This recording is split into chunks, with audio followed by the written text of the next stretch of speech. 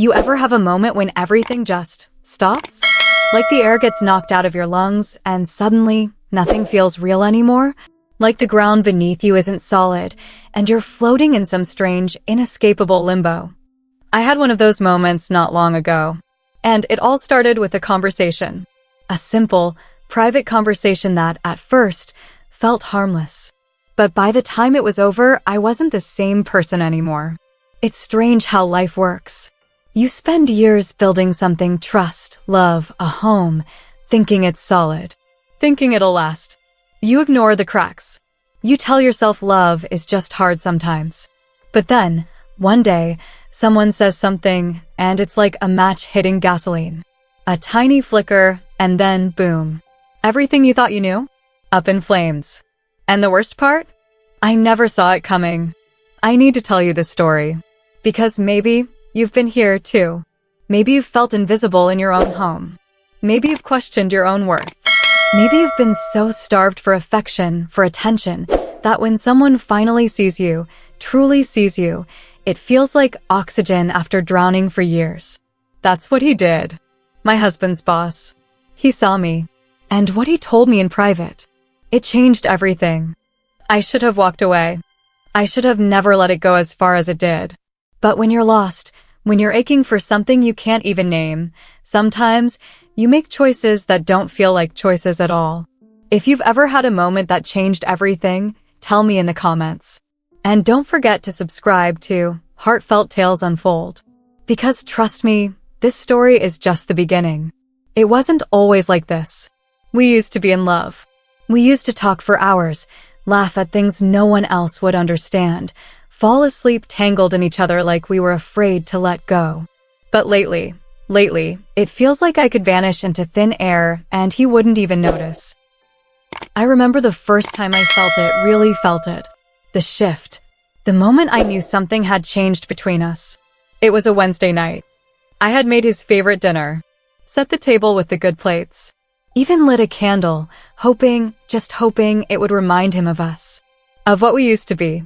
But when he walked through the door, he barely looked at me, barely said a word, just muttered something about a long day at work and sat down in front of his laptop. I waited for him to ask about my day, waited for him to look up, but he never did. That's how it started. The slow, quiet unraveling. At first, I told myself it was just stress, that he was tired, that things would go back to normal soon. But soon never came. The distance between us grew wider, the silence heavier. And before I knew it, we weren't even fighting anymore. Fighting would have meant there was still something to fight for. But there was nothing. Just nothing. I tried. God, I tried. I dressed up. I planned date nights.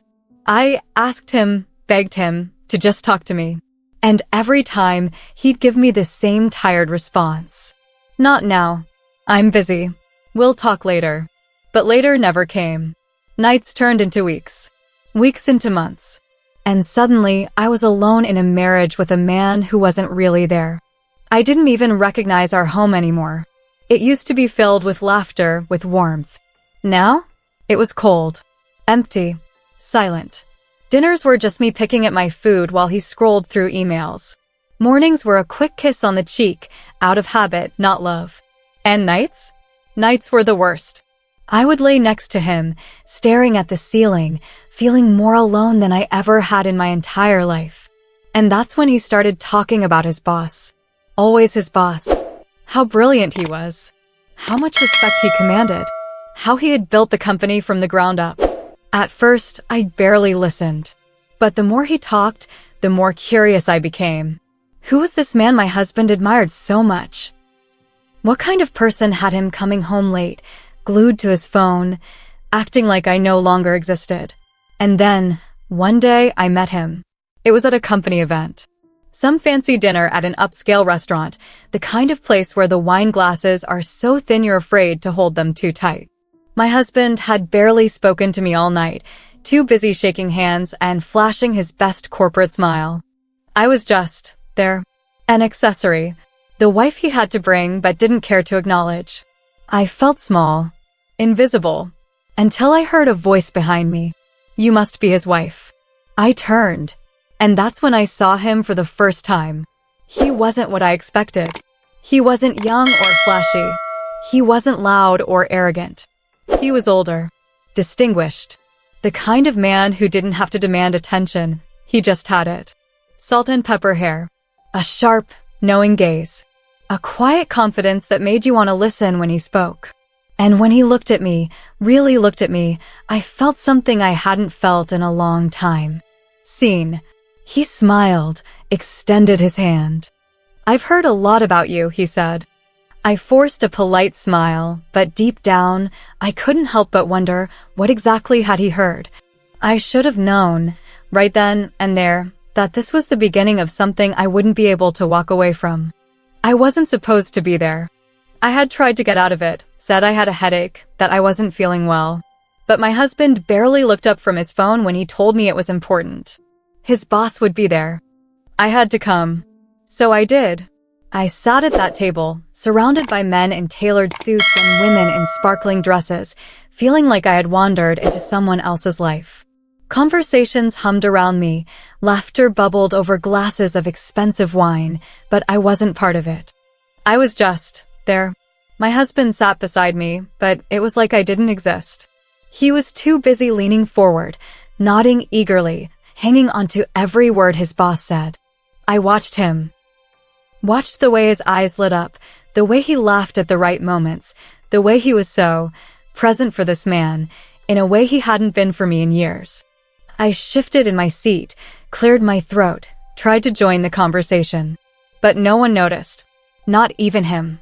And then, just as I was about to reach for my drink, a voice spoke beside me. Big nights like these can feel a little lonely, can't they? I turned, and there he was. My husband's boss. Standing just close enough that his words felt like they were meant for me and me alone. I opened my mouth, but no words came out. Because he was right. It was lonely. And the fact that he had noticed, really noticed, felt like something dangerous.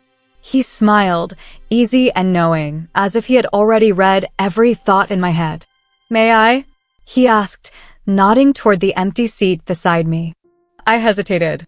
But before I could answer, he had already taken it. For the first time that night, I wasn't invisible. We talked. At first, it was just small talk, the usual pleasantries, the surface-level niceties. But then, somewhere between sips of wine and stolen glances, the conversation shifted. He asked about me. Not about my husband. Not about the company. Me. "Tell me something," he said, swirling the liquid in his glass. "What's it like being married to a man who doesn't seem to realize what he has?" The question caught me off guard. My breath hitched. My fingers tightened around my napkin. Because no one had ever said it out loud before. Not even me. I forced a laugh, shaking my head. "I don't know what you mean." He just smiled. "You're a remarkable woman. And I don't think your husband realizes how lucky he is." Something inside me twisted. A part of me wanted to brush it off, to call it harmless flattery. But another part, the part that had been aching for so long, clung to those words like they were air. Before I could respond, before I could even process what was happening, he leaned in just slightly, his voice lowering, his eyes locking onto mine. And then, he said something else. Something that sent a chill down my spine. His words lingered in my mind long after the conversation ended. "You're a remarkable woman. I don't think your husband realizes how lucky he is." At first, I told myself it was just a polite compliment, something people say to be kind, to fill the silence. But the way he said it, the way his eyes held mine, steady and deliberate, it didn't feel casual. It felt like something else. Something I wasn't sure I was ready to name. That night, lying in bed beside my husband, I replayed it over and over. The way he had leaned in, the way his voice had softened just slightly, just enough to make my heart stumble. Was I overthinking it? Was I imagining the weight behind those words? Or had he seen it, the loneliness, the quiet ache I carried around like a secret? I turned to look at my husband. He was already asleep, his back to me, breathing slow and steady, just like every other night. I stared at him, waiting, hoping for something to rise inside me. Love, desire, even resentment. But all I felt was emptiness. I tried to push the thought away. It was just a conversation. Nothing more. But then, the little things started happening. At first, they were easy to ignore. A glance held a second too long. A touch, light, fleeting on the small of my back as he passed by. The way he always seemed to know where I was in a crowded room, his gaze finding mine before anyone else's. And the way he spoke to me. It wasn't just about work or small talk. He asked questions no one else did. He listened in a way that made me feel like I mattered. Like I wasn't just someone's wife, someone's afterthought. And maybe that's what made it so dangerous. Because for the first time in a long time, I felt seen. I told myself it was harmless. That he was just being kind. But deep down, I knew better. And yet, I didn't pull away. I didn't stop it. Because the truth was, I didn't want to. I started noticing the way my heart picked up when I saw his name on my phone. The way I searched for him in a room without even realizing it. The way a simple good morning from him felt warmer than my husband's touch. I hated myself for it. I hated the way it made me feel. Like I was betraying something, even though I hadn't done anything wrong. But was it wrong? To want to be noticed? To crave something that had been missing for so long?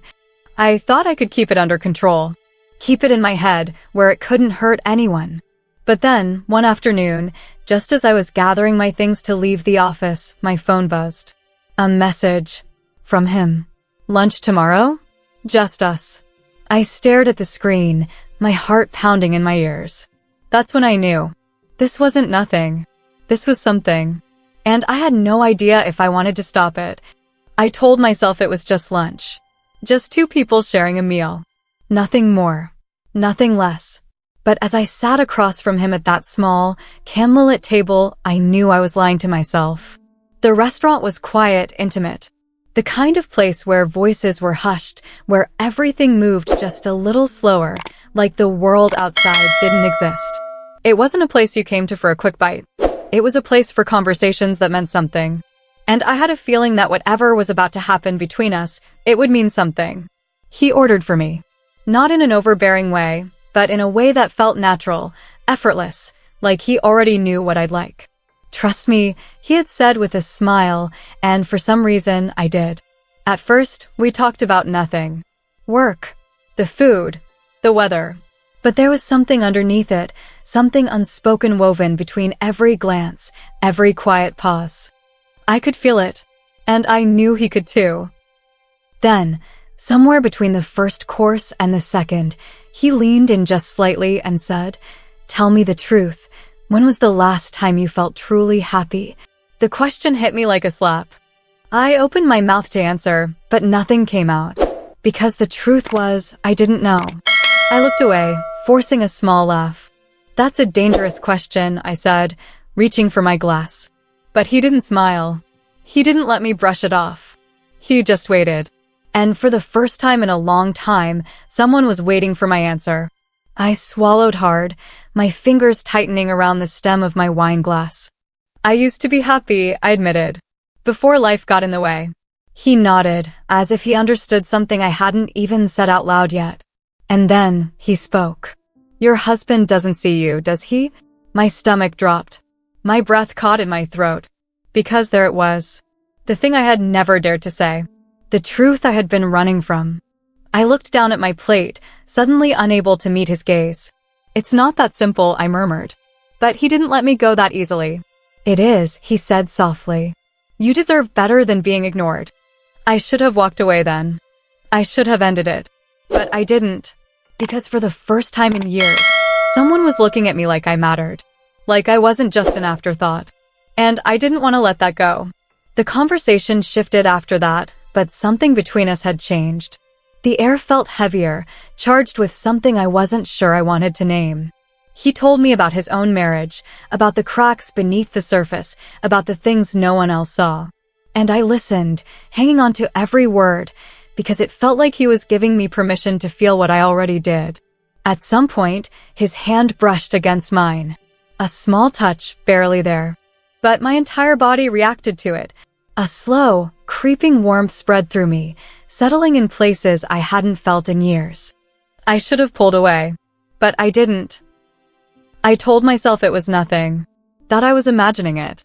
But then I looked up, and his eyes told me I wasn't. The tension between us built with every passing second, thick and undeniable. It wasn't just sympathy. It wasn't just kindness. It was something more. And we both knew it. Then he leaned in slightly, his voice low, deliberate.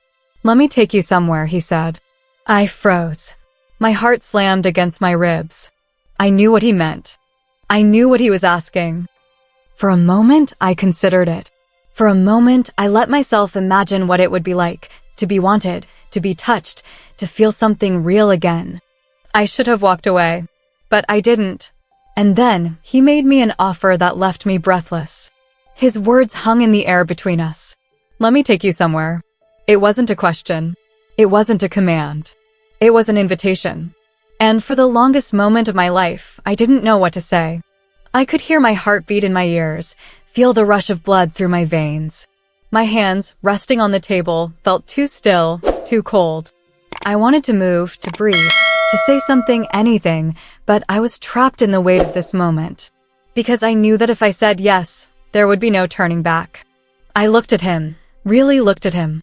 The man who had seen me when I had felt invisible. The man who had listened when my own husband barely acknowledged me. The man who made me feel like something more than a shadow in my own life. But was that all he was? Just someone who happened to notice? Or was this something deeper? Was I just lonely, or was I falling for him? A part of me didn't care. A part of me wanted to forget about everything else, about right and wrong, about consequences, about the man waiting for me at home who never really waited for me at all. A part of me wanted to stand up, take his hand, and disappear into the unknown. But then, my phone rang. I jolted, blinking as if I had been pulled from a trance. My husband's name lit up the screen. My throat went dry. He never called during the day. Never called unless it was important. For a second, I thought about ignoring it, pretending I hadn't seen it. But something made me answer. "Hey," I said, my voice barely above a whisper.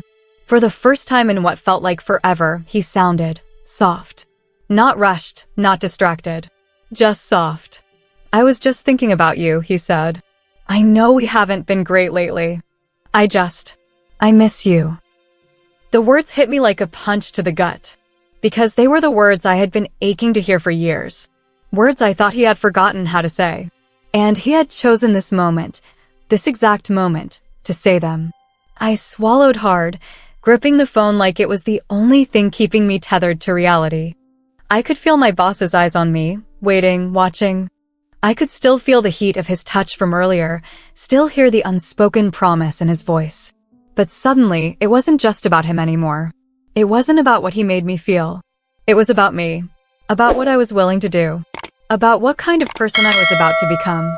And in that moment, I saw the truth. I wasn't invisible. I was just lost. I had spent so long searching for something, affection, attention, validation, that I had convinced myself I needed someone else to give it to me. That I needed a man to notice me in order to feel seen. But that wasn't true, was it? The problem had never just been my husband. It had been me. The part of me that had stopped trying, that had stopped fighting for what I wanted. The part of me that had given up long before my husband ever had. I took a deep breath and turned to my boss. He was still watching me, waiting for my answer. And for the first time since this all started, I finally knew what it was.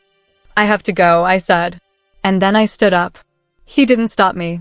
He didn't call my name, didn't try to convince me to stay.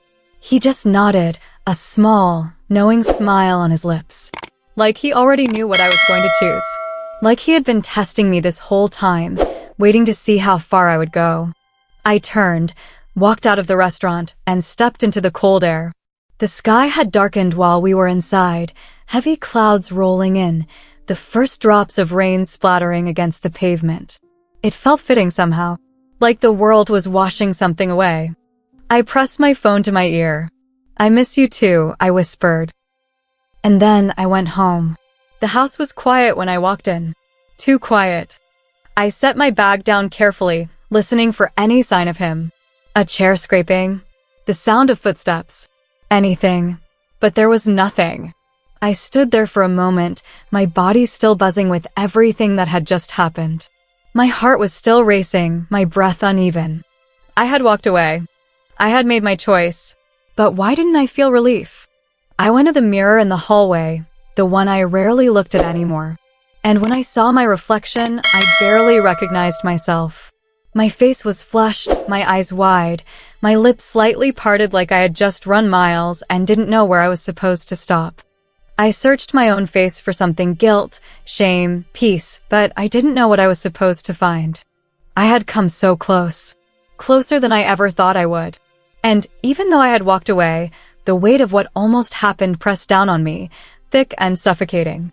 Because I knew the truth, just because I hadn't done anything wrong didn't mean I was innocent. I had wanted it. I had thought about it. Over and over again. And worse, a part of me still did. I heard the front door open. My husband was home. I swallowed hard, smoothing my hands over my dress as if I could erase the hours that had just passed. As if I could pretend I had just been another wife, out for a normal afternoon. He walked in, tired, distracted, just like always. But then, something shifted. He looked at me, really looked at me, for the first time in what felt like forever. His eyes lingered on mine, searching, like he was trying to read something on my face. "You okay?" he asked, his voice softer than usual. I nodded too quickly. "Yeah, just tired." He didn't push. Instead, he sighed, ran a hand through his hair. "Listen, I meant what I said earlier. I know I haven't been the best." He hesitated, like he was struggling to find the right words. "I don't want us to be like this anymore." My throat tightened. I wanted to believe him. God, I wanted to believe that this meant something. That this wasn't just another moment that would fade, that he wouldn't go back to work, go back to forgetting. But I couldn't shake the thought creeping in the back of my mind. Was it too late? I told myself this was what I had wanted. That this was the moment I had been waiting for. But all I could hear was my boss's voice in my head. "You deserve better than being ignored." And all I could feel was the warmth of his hand brushing against mine, the way his gaze had made me feel seen. I should have been thinking about my husband. About the life we had built, about everything we had been through. But instead, I was thinking about another man. About what could have happened. About what almost did. And I hated myself for it. I lay in bed that night, staring at the ceiling, feeling my husband's presence beside me. He was closer than he had been in months. His arm was draped over my waist, his breath warm against my shoulder. But I felt nothing. No warmth. No comfort. Just distance. And an ache I didn't know how to name. I told myself I had made the right choice. That I had done the right thing. But if that was true, why did it feel like something inside me had just died? Days passed, then weeks. My husband kept trying, small gestures at first, then bigger ones. Date nights. Conversations that actually lasted more than 5 minutes. A sudden interest in me. And I should have been happy. I should have felt grateful. But the more effort he put in, the more I felt the weight of the secret I carried. Because while my husband was trying to rebuild something, I was still haunted by the pieces of what I had almost destroyed. My boss didn't text me. He didn't call. He didn't acknowledge what had happened at all. And that should have made it easier. But it didn't. Instead, it made me wonder, what if I had said yes? What if I had taken his hand, let him lead me somewhere else, somewhere unknown? Would I have felt more alive? Would I have felt something again? I knew I should stop thinking about it. I knew I should focus on my husband, on my marriage. But late at night, when the house was dark and my husband's breathing was slow and even beside me, I found myself reliving that moment at the restaurant. The way he had leaned in. The way he had waited for my answer. The way I had almost given it to him. And that's when I realized something terrifying. Walking away hadn't ended anything. Because even though I had left that restaurant, a part of me had stayed behind. But then, something happened that changed everything again. They say temptation is a test of character, that walking away from it proves something about who you are. But no one ever talks about what happens after. About how the choice doesn't just disappear once it's made. About how it lingers, heavy and relentless, whispering in the quiet spaces of your mind. I thought that by leaving the restaurant, by choosing my husband, I had closed that chapter. But I was wrong, because the thoughts didn't stop. The what-ifs didn't go away. They only grew louder. Some nights, I would lie awake replaying every detail. The way his voice had wrapped around me like a promise. The way he had seen right through me, past the version of myself I had carefully constructed, straight to the woman I had forgotten existed. The way, for the first time in years, I had felt wanted. And that's what scared me the most. Not the fact that I had come close to making a mistake. Not even the guilt I carried every time I looked at my husband. No, what terrified me was the fact that a part of me still wanted it. I had convinced myself for so long that my unhappiness was because of my husband. That it was his neglect, his distance, his inability to love me the way I needed. But was that really it? Or was I looking for something that no one, not my husband, not even another man, could ever truly give me? Because if my happiness was dependent on being seen by someone else, then maybe the problem had never been him. Maybe it had been me all along. I started questioning everything. My marriage, my sense of self, the person I had become. I used to be someone who was confident in her choices, in her love, in what she wanted. But somewhere along the way, I had lost that. I had become someone who needed validation, who sought out attention in places it didn't belong. And I hated that version of myself. What did this say about me? About love? About the things we tell ourselves in order to survive a relationship that no longer feeds us. I wanted to believe that love was enough. That history, commitment, and shared years could outweigh loneliness, desire, and curiosity. But could it? Could love exist in a space where resentment had settled? Could it survive when one person had already started searching for something else? And if I had to convince myself that I had made the right choice, did that mean I had? I thought about telling my husband. About sitting him down and confessing everything. But what would that accomplish? Would it bring us closer? Or would it be the final crack that broke everything apart? Would it make him realize how far we had drifted, how much I had needed him? Or would it push him further away? I didn't have an answer. And maybe that was the worst part. The not knowing. The uncertainty of whether I was rebuilding something real or just convincing myself to stay because leaving felt impossible. The days passed, but the weight in my chest never lifted. My husband was really trying. And I should have been grateful. But every time he reached for my hand, every time he smiled at me across the dinner table, every time he kissed me goodnight, I felt like a fraud. Because while he was looking at me, I was still looking back. Back at a moment I had walked away from, back at a man I had left sitting in that restaurant, waiting for an answer I almost gave him. And that's when I realized, sometimes, the hardest thing isn't making the right choice. It's living with it. Have you ever felt invisible in a relationship? Have you ever sat across from the person you love and felt like they weren't really there? Like you could disappear and they wouldn't even notice?